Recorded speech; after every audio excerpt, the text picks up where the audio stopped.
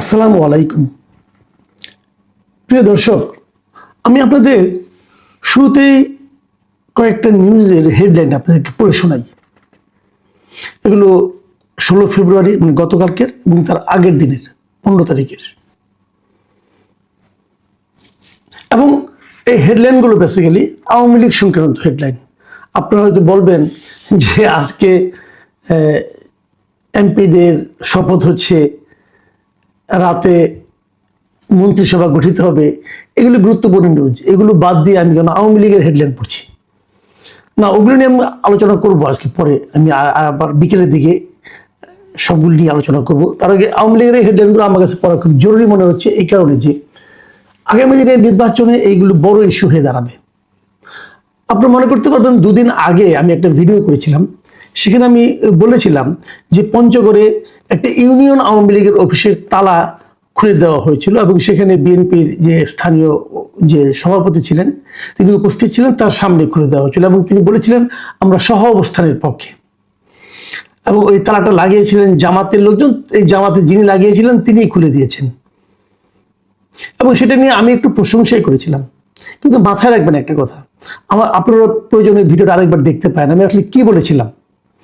আমি তখন তারেক রহমানের একটা উদ্ধৃতিও বলেছিলাম যে বিজয়ীরা আসলে যে মানে বিজয়ীর কাছে যদি পরাজিতরা যদি নিরাপদ থাকে, তাহলে সেটাই হলো বিজয়ের প্রকৃত মহত্ব। অত্যন্ত দার্শনিক কথা, এবং সেটার যে কি ইন্ডিকেশন হতে পারে সেটাও আপনারা নিশ্চয়ই বুঝতে পেরেছেন, এবং আমার ওটা পছন্দ হয়েছিল, এই জন্য আমি ওটার সঙ্গে এটা মিলিয়ে কথা বলেছিলাম। কিন্তু কথা হলো, একটা দলের অফিসের তালা খুলে দেওয়া, দলটাকে মানে অফিসটাকে তালা খুলে দেওয়া মানে কিন্তু এই নয় সেই দলের রাজনৈতিক কর্মকাণ্ড শুরু হয়ে গেল। আওয়ামী লীগের রাজনৈতিক কর্মকাণ্ড এই মুহূর্তে বন্ধ। কে বন্ধ করেছে? সরকার বন্ধ করেছে। কিভাবে? একটা নির্বাহী আদেশের মাধ্যমে।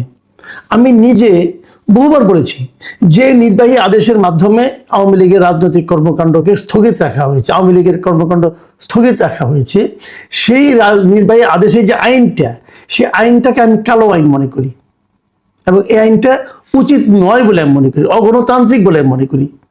কিন্তু এই দেশের এক নাগরিক হিসেবে, একজন নাগরিক হিসেবে আমি এই আইনটাকে অমান্য করতে পারি না। ব্যাপারটা ভালোভাবে খেয়াল করবেন আপনারা ভাই। আপনি আইনটাকে অপছন্দ করতে পারেন, কিন্তু আইনটাকে আপনি অমান্য করতে পারবেন না। যতক্ষণ পর্যন্ত এই আইনটা আছে ততক্ষণ পর্যন্ত আপনাকে এই আইনটা মানতে হবে। আপনি যদি পছন্দ না হয় তাহলে এই আইন বাতিলের জন্য আপনি আন্দোলন করেন, কোনো সমস্যা নাই। আইনটা বাতিলের জন্য আন্দোলন করেন, কিন্তু আইনটা অমান্যের জন্য আন্দোলন করতে পারবেন না। তাহলে দেশটা চলবে না। দেখুন, আমি যে নিউজগুলো পড়তে যেতাম এগুলো পড়ি, তারপরে এটা আমি আবার আলাপ করি। আজকের কয়েকটা ঘটনা। দশমিনা আওয়ামী লীগের অফিস খুলে মিলাদ, ফের ভাঙচুর তালা, এটা আজকের পত্রিকা প্রকাশিত হয়েছে। এখানে ঘটনা এটা সকালে যে পটুয়াখালী 10মিনা উপজেলার আওয়ামী লীগের একটা কার্যালয় খোলা হয়েছে, খুলে সেখানে মিলাদ পড়া হয়েছে, অমুক হয়েছে তমুক হয়েছে। সকাল 7টার দিকে ঘটনা ঘটছে। তারপরে 11টার দিকে যায় সেটাকে বিএনপি যুবলীগের যে সাংগঠনিক সম্পাদক আছে তার নেতৃত্বে একজন লোক যে সেই কার্যালয় যে ভাঙচুর করছে এবং তারা আবার সেটাকে তালাবদ্ধ করে দিয়েছে। দেখুন, আমি আবার আরেকটা নিউজ পড়ি আপনাকে। বগুড়ায় আওয়ামী লীগের কার্যালয়ে জাতীয় পতাকা উত্তোলন, ফেসবুকের ছবিতে লেখা দাবায় রাখতে পারবা না, এভাবে ফেসবুকে লেখা হয়েছে। এবং এখানেও একই জিনিস কে করেছে না করেছে তার কোনো যোগাযোগ নাই।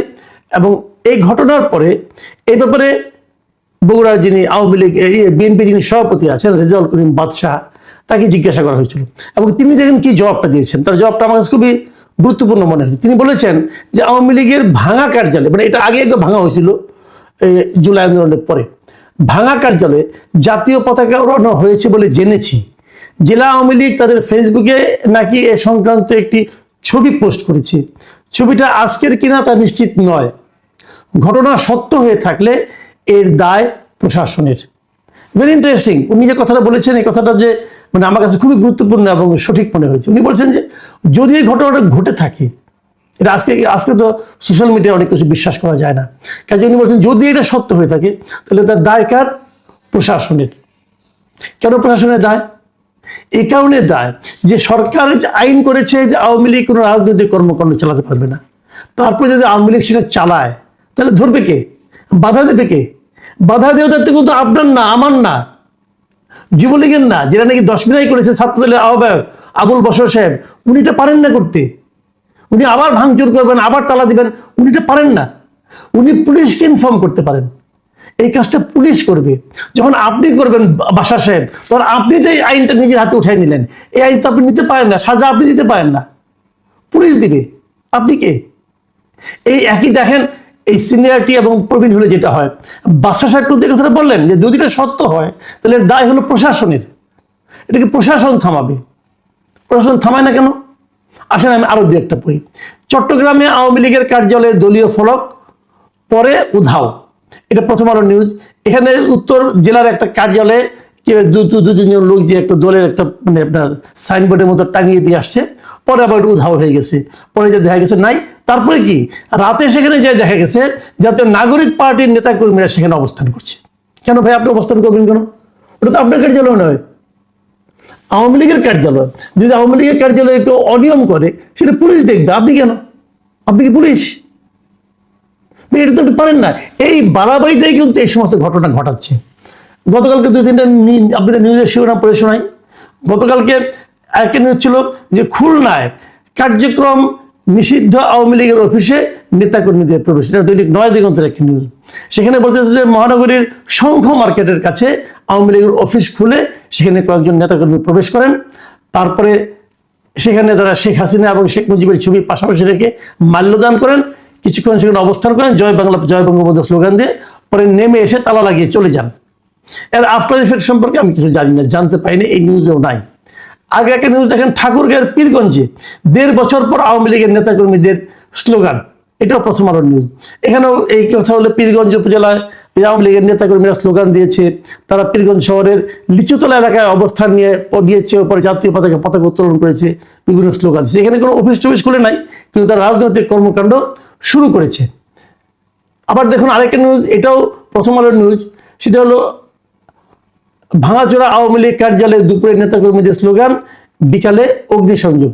মানে দুপুরে তারা মানে আপনার স্লোগান দিয়েছে, কার্যালয়ের সামনে গেছে সেখানে, এবং বিকালবেলা আবার ওখানে পরে যাই নিয়ে বৈষম্যবিরোধী ছাত্র আন্দোলনের একজন নেতাকর্মী যা সেখানে আগুন ধরিয়ে দিয়ে এসেছে।